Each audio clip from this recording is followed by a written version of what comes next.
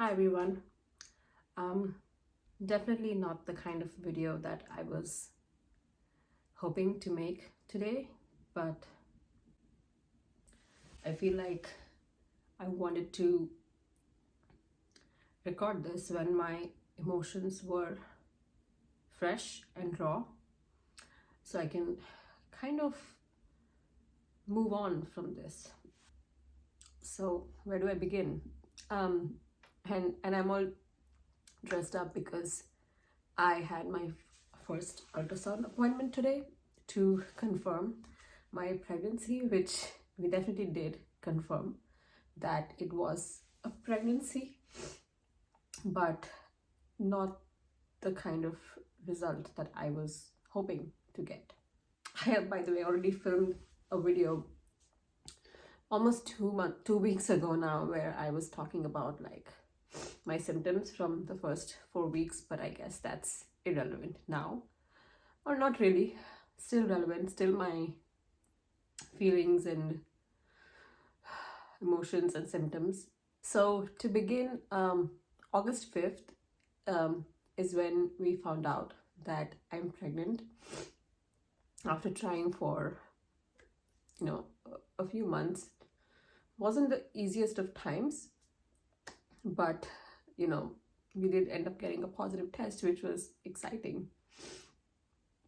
And then at like 5 weeks and 3 days or so, I started getting this like brown spotting, which from googling a lot, everyone said yeah, spotting is common in early pregnancy and people bleed all the time and go on to have healthy children. But I don't know, it just didn't sit that well with me, and of course I was worried and concerned. Any kind of I never knew, no one talks about bleeding or spotting in early pregnancy, so I was rightly so very concerned. So I called up my doctor and they were also not concerned. They were like, oh, this is normal, it happens. So I was like, okay, I guess it happens, but I need to know that everything is fine, because when you're so early, you don't really feel anything besides feeling extremely bloated and hungry all the time. Like that's about it. So they were like, okay, let's send you for a couple blood draws to basically measure my HCG, and if it like kind of doubles every 48 hours, that means everything's fine. I was like, okay, let's do it, let's get some kind of confirmation.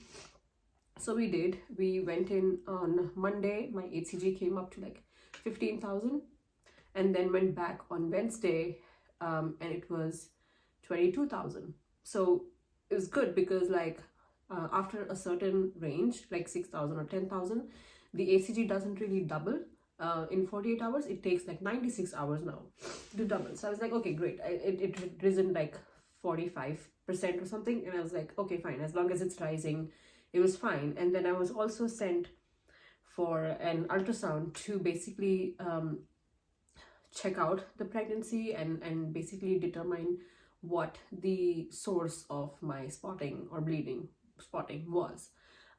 Went in, I was like 6 weeks and a day, which was still pretty early for an ultrasound, but anyway, went in. They could see like the gestational sac, but they didn't see anything inside. So they didn't see like a yolk sac or the fetal pole or a heartbeat or a baby or anything. So that like concerned me a little bit, but I also knew that it was pretty early, and by reading, like you would do in such situations, Google, a lot of people were like, oh yeah, my HCG was high and my technician couldn't really see much, or it was too early, or like we went in a week later and then the baby was right there with a healthy heartbeat. So it's like, okay, I anyway had my actual first ultrasound appointment scheduled for today, which is August 25th. And I was like, okay, I think my HCG is fine.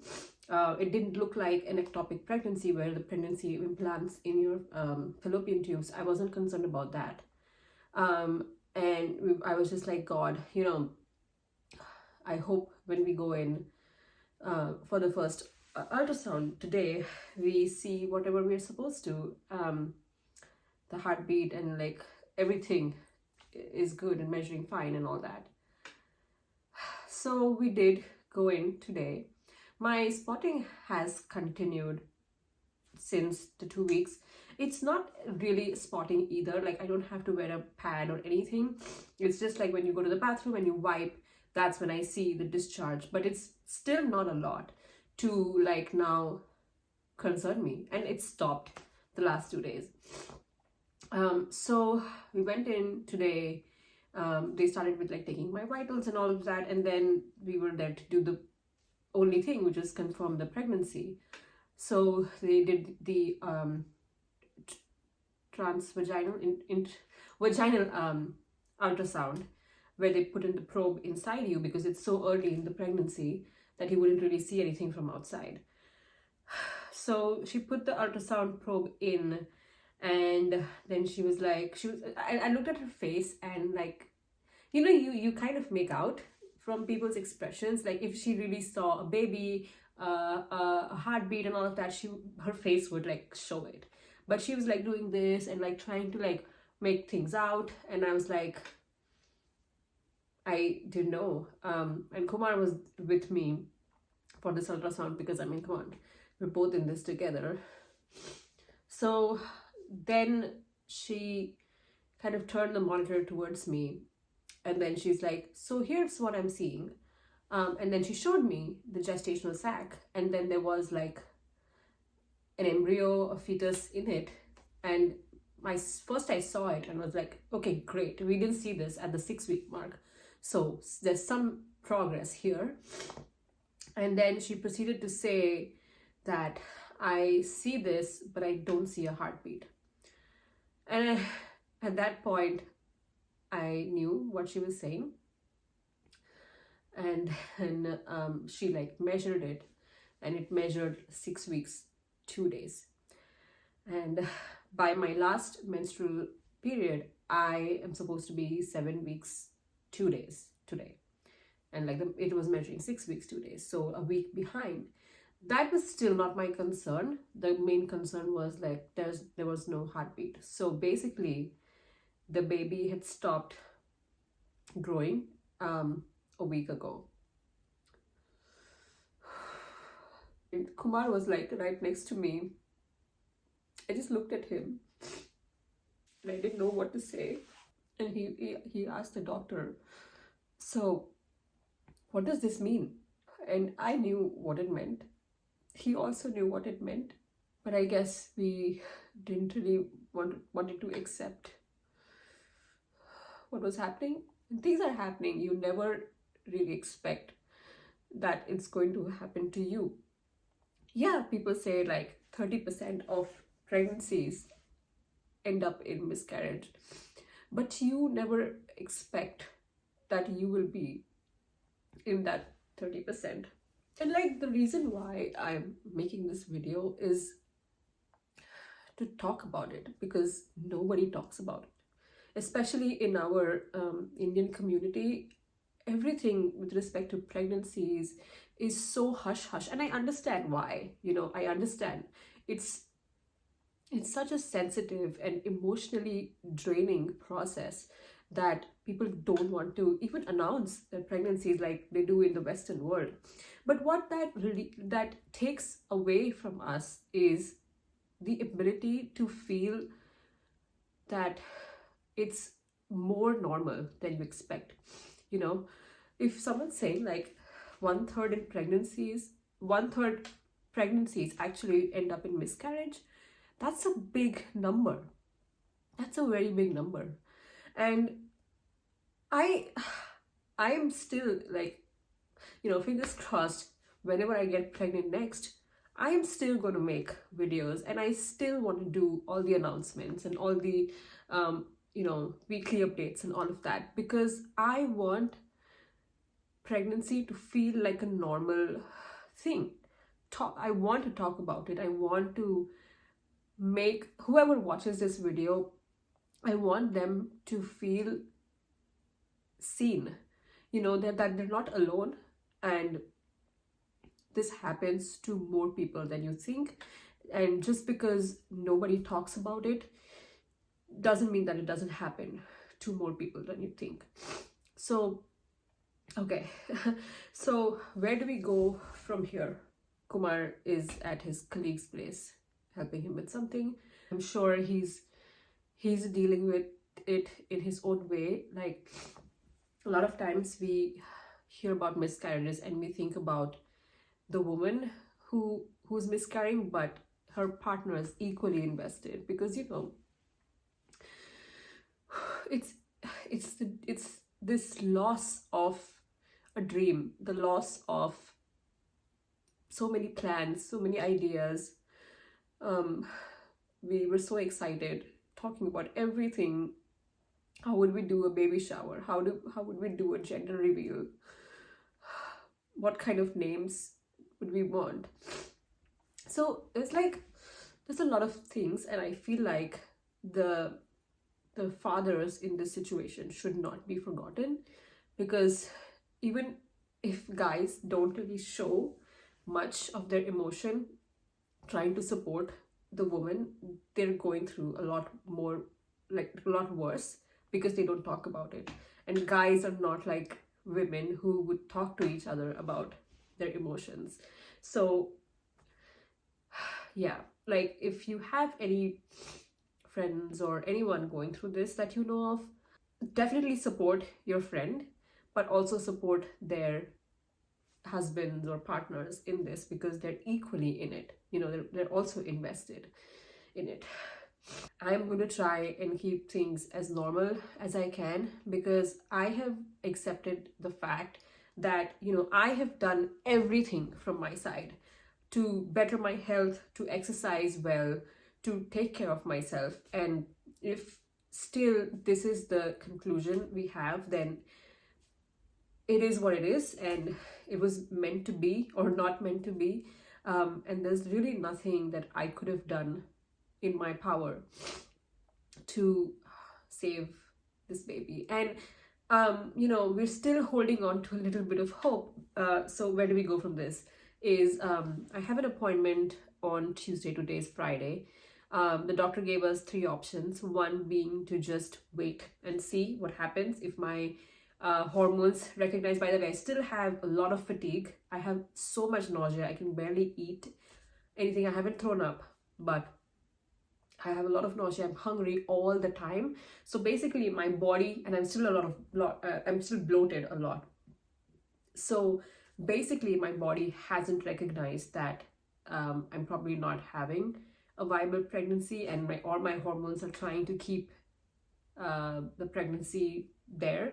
So the first option being to let my body recognize and then expel the pregnancy itself, which could take 2 to 4 weeks maybe.